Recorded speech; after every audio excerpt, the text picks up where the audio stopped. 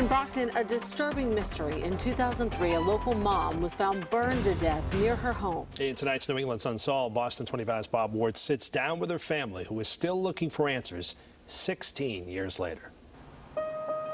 In Brockton, this sidewalk holds a mystery that's lasted more than a decade.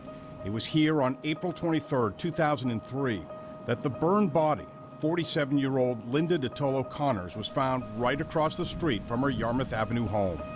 16 years later, authorities still don't know how the fire began or even if Linda was murdered. I never remember the year, I always remember the day. Melissa Shaw is Linda's oldest daughter. She thinks about her mother's brief life and agonizing death every single day. I can only imagine how long that fire lived or how long she was in pain. Melissa and her sister, Terry LaBelle, are deeply disturbed about the facts of their mother's death. Though the medical examiner ruled the manner of Linda's death undetermined, both of her daughters are convinced Linda was murdered. It's pretty disturbing to think someone's getting away with something that, because there's no way on earth that no one would set themselves on fire. At the time of her death, Linda was married to husband number 3, George Connors. He has spoken to police. I recently caught up with George Connors, who now lives out of state. Did you have anything to do with Linda's death? Absolutely not, and I'm so glad the police knew that too. A law enforcement source tells me George Connors passed a lie detector test. 16 years later, a key issue in this investigation remains: how did this fire even start? The DA says the original 911 call came into the Brockton Fire Department as a report of illegal burning right across the street from Linda and George's house.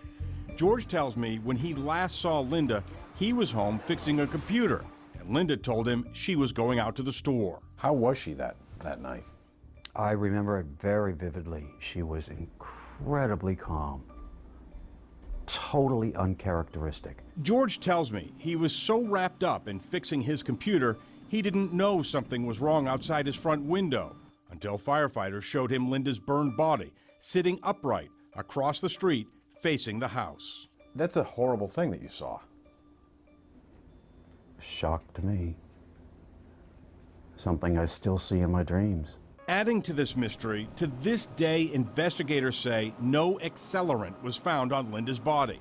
The state medical examiner ruled Linda's cause of death smoke inhalation and thermal injuries, suggesting she could have been burned alive. The question remains, how? Linda's daughters tell me Linda struggled with mental health issues all her life, but they do not believe she could have somehow set herself on fire. She would have popped pills and died. She was a wimp for pain. She could not have a tolerance to burn herself to death. George Connors tells me he is haunted by what he saw that night.